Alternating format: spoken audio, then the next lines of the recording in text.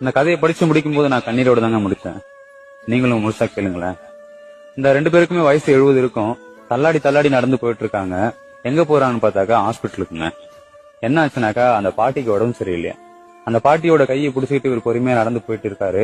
போயிட்டு டாக்டர் பாக்குறாரு. டாக்டர் கிட்ட கேக்குறாருங்க, ஐயா ஐயா உங்களுக்கு என்ன ஆச்சுன்னு தெரியல, ரொம்ப பயமா இருக்கு, 3 நாளா சாப்பிடல, இவங்களை குணப்படுத்திட்டீங்க அப்படின்னாக்கா ரொம்ப புண்ணியமா இருக்கும் ஐயா அப்படின்றாரு.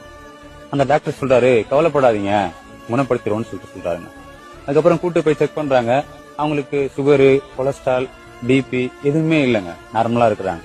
அந்த டாக்டரும் செக் பண்ணிட்டு இப்படிதாங்க சொல்றாரு, அவங்க நார்மலா தான் இருக்காங்க, கவலைப்படாதீங்க, அவங்க ஒழுங்கா சாப்பிடல இல்லையா, அதுக்காக நான் சத்து ஊசியும் டிப்ஸும் போட்டு வர்றேன், அவங்கள கூட்டு போங்க அப்படின்னு சொல்றாரு. உடனே அந்த பாட்டி, ஐயா அப்பனா அவருக்கும் ஒரு பாட்டில் போட்டு விடுங்க அப்படின்னு சொல்லி கேட்கறாங்க. ஏன் அவருக்கும் உடம்பு சரியில்லையா? இல்ல ஐயா, நான் 3 நாளா சாப்பிடல இல்லையா, அதனால அந்த கிழவனும் 3 நாளா சாப்பிடல, அதுதான் சொல்றேன் அப்படின்னு சொல்ல டாக்டருக்கு ஒரு மாதிரி ஆயிடுச்சுங்க. கொஞ்ச நேரம் அந்த தாத்தாவை பார்த்துட்டு, ஏன் இப்படி பண்றீங்கன்னு சொல்லி கேட்க அந்த தாத்தா சொல்றாரு, அவங்க இல்லாட்டி நான் என்னங்க பண்ண போறேன் அப்படின்னு சொல்றாருங்க. இந்த காதல் எந்த வயசுமே விட்டு வைக்க மாட்டதில்ல.